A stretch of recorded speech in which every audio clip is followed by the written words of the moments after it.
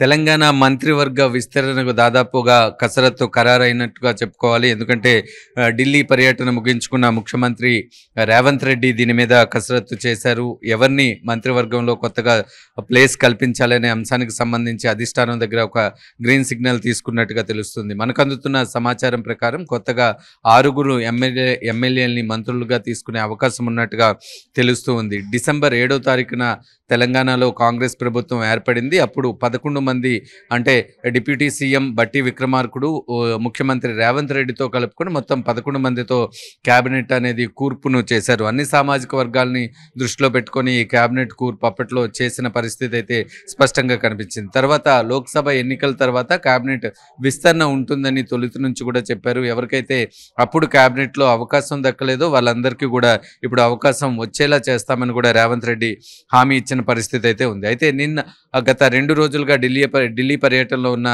రేవంత్ రెడ్డి ముఖ్యమంత్రి రేవంత్ రెడ్డి సోనియా గాంధీతో రాహుల్ గాంధీతో భేటీ అయిన తర్వాత ఈ లోక్సభ ఎన్నికల్లో ఏ ఎమ్మెల్యేలు ఏ స్థాయిలో పనిచేశారు, ఎంతవరకు పార్టీకి బెనిఫిట్ చేశారు అనే ప్రాతిపదికన ఈ క్యాబినెట్లో చోటు దక్కించుకునే అవకాశాలపైన కసరత్తు చేసినట్టుగా తెలుస్తుంది. ఇందులో ముఖ్యంగా మనం చూసుకుంటే 3 పేర్లు అయితే కన్ఫర్మ్గా వినిపిస్తూ ఉన్నాయి. అందులో ఒకటి మన దానం నాగేంద్ర పేరు కన్ఫర్మ్గా వినిపిస్తుంది. రాజగోపాల్ రెడ్డి పేరు కూడా కన్ఫర్మ్గా వినిపిస్తుంది. వివేక్ పేరు కూడా స్పష్టంగా ఫైనల్ అయినట్టుగా తెలుస్తుంది. ఎందుకంటే లోక్సభ ఎన్నికల్లో వీళ్ళందరూ కూడా తమ అభ్యర్థుల్ని గెలిపించుకోవడంలో చాలా కీలక పాత్ర పోషించినట్టు రేవంత్ రెడ్డి రాహుల్ గాంధీతో పాటు సోనియా గాంధీకి కూడా వివరించినట్టుగా తెలుస్తుంది. కేవలం కేబినెట్ మంత్రులకు సంబంధించే పదవులే కాకుండా మైనారిటీ ఏవైతే నామినేటెడ్ పదవులు ఉన్నాయో వాటికి సంబంధించి కూడా లిస్టును అయితే ప్రిపేర్ చేస్తున్నట్టుగా తెలుస్తుంది. దానికి సంబంధించి కూడా అధిష్టానం దగ్గర ఆమోదం తీసుకున్నట్టుగా కూడా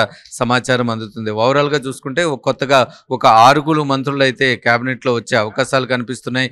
ఇప్పుడు కొద్దిసేపటి క్రితమే రేవంత్ రెడ్డి ఒక కీలక వ్యాఖ్య చేశారు.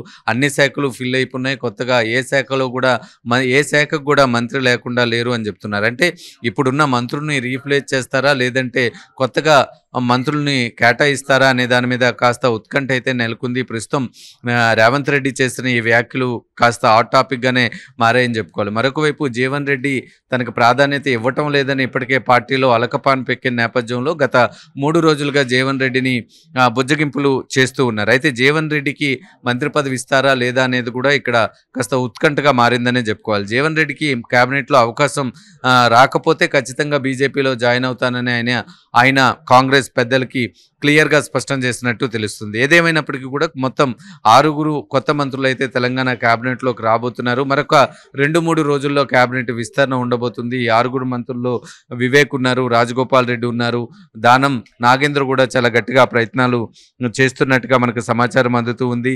ఇప్పటికే ముఖ్యమంత్రి రేవంత్ రెడ్డితో పలుమార్లు భేటీ అయిన దానం ఈసారి తనకి మంత్రిగా అవకాశం కల్పించాలని రిక్వెస్ట్ చేస్తున్నట్టుగా తెలుస్తుంది. దానం గతంలో బీఆర్ఎస్ పార్టీలో ఉన్నారు, అప్పుడు కూడా మంత్రిగా కొనసాగారు. అయితే ఇప్పుడు కాంగ్రెస్ పార్టీలోకి వచ్చిన తర్వాత మంత్రి పదవికి సంబంధించి క్లియర్ అసూరెన్స్ వచ్చిన తర్వాతే కాంగ్రెస్ పార్టీలోకి వచ్చినట్టుగా కూడా దానం క్యాడర్ చెప్తున్న పరిస్థితులు అయితే కనిపిస్తున్నాయి. మొత్తంగా చూసుకుంటే 6 కొత్త మంత్రులు అయితే తెలంగాణ క్యాబినెట్లో రాబోతున్నారు. దీనికి సంబంధించి మరొక 2 రోజుల్లో అధికారిక ప్రకటన వచ్చే అవకాశం స్పష్టంగా కనిపిస్తుంది. రేవంత్ రెడ్డి మొత్తం జాబితాని రెడీ చేశారు. కేంద్రం దగ్గర నుంచి గ్రీన్ సిగ్నల్ అయితే తీసుకున్నారు.